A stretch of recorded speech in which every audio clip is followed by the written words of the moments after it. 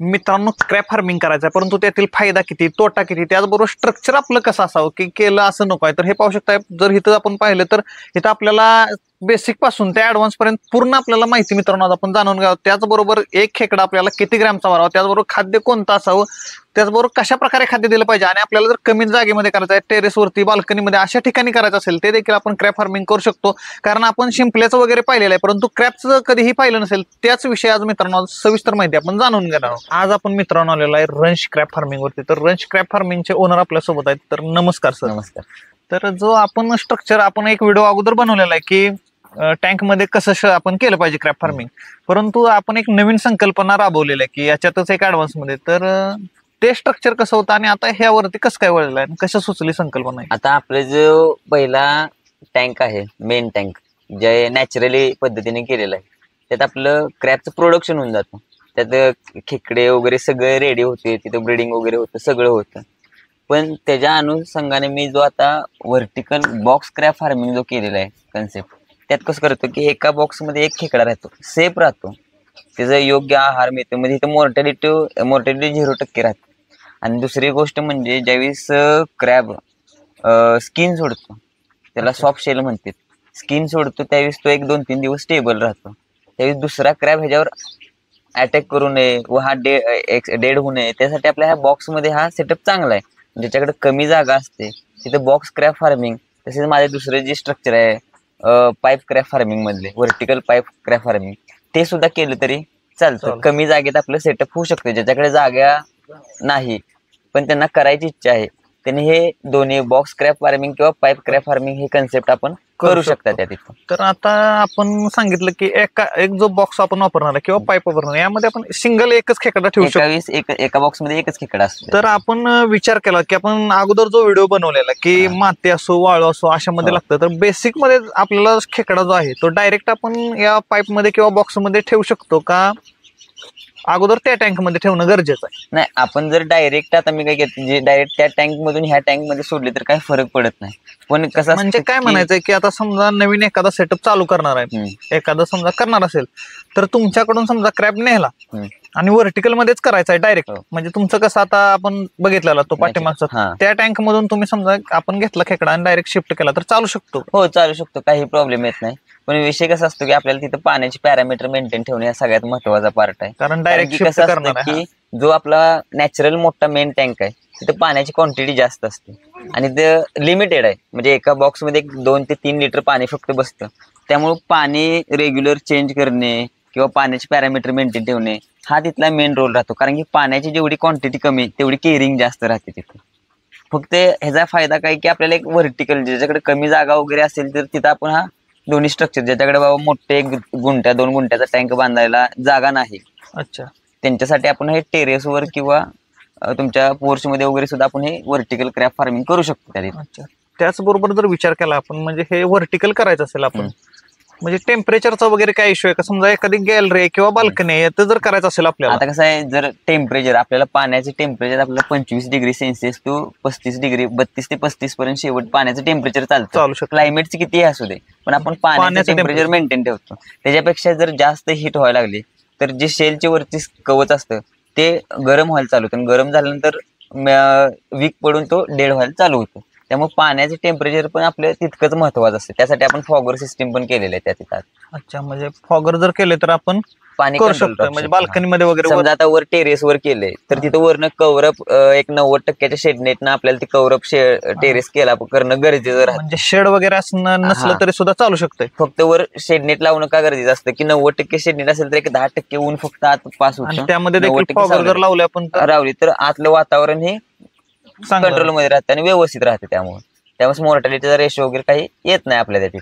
Okay, आणि सर्वसाधारण आपण हाईट किती ठेवू शकतो तरी व्हर्टिकल मध्ये करायचे म्हणजे म्हणलं तर एक आपल्या हाईट लेवल किंवा आपल्याला जे मॅनेज करता येईल म्हणजे 6 ते 7 फुटापर्यंत आपण ठेवू शकतो. स्टूल वगैरे घेऊन त्याच्यापेक्षा जास्त वगैरे वर करण्यात काय केअरिंग पण करता येणार नाही ना, कारण की आपल्याला त्यांना आठवड्यातून 2 ते 3 वेळा फूड द्यायचं असतं. प्रत्येक बॉक्स मध्ये फूड टाकावे लागणार आहे आपल्याला तिथे.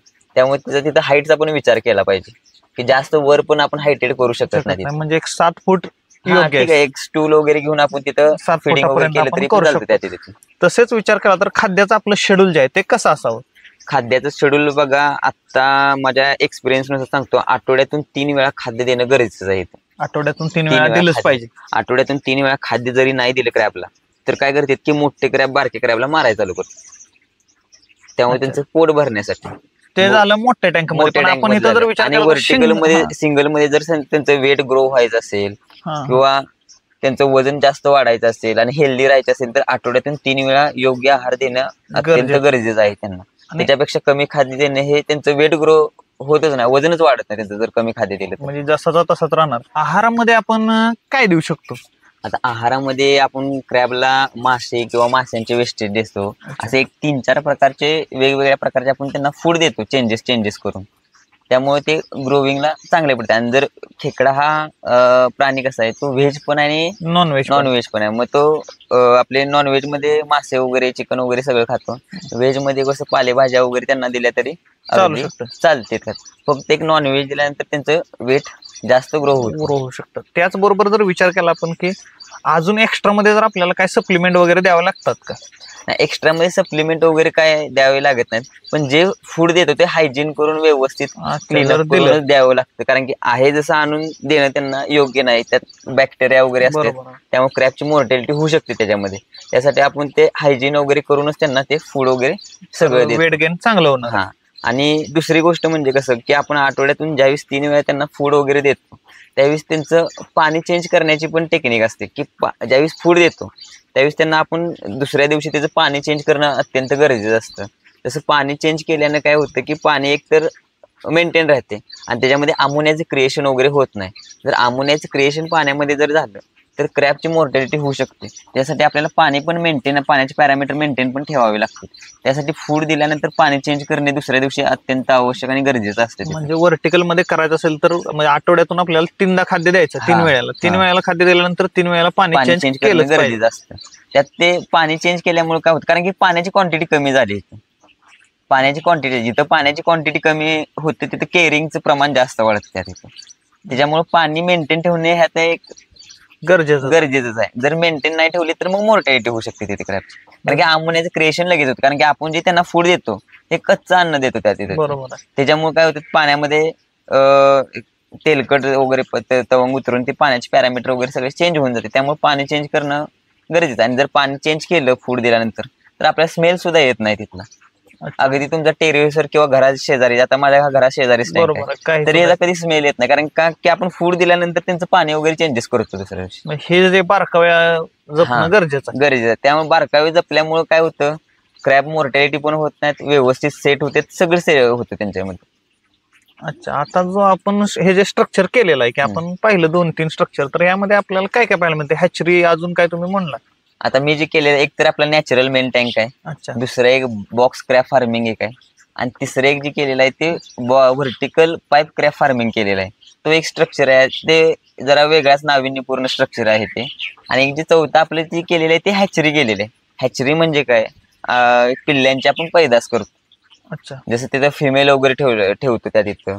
आता एप्रिल मेच्या दरम्यान कसं होतं, त्यांची मिटिंग वगैरे होते, आणि नंतर कसं जून जुलैमध्ये ब्रीडिंग होतं. आणि ते पिल्ल्यांचे ब्रीडिंग करून आपण ते पिल्ली सेलिंग सुद्धा करू शकतो.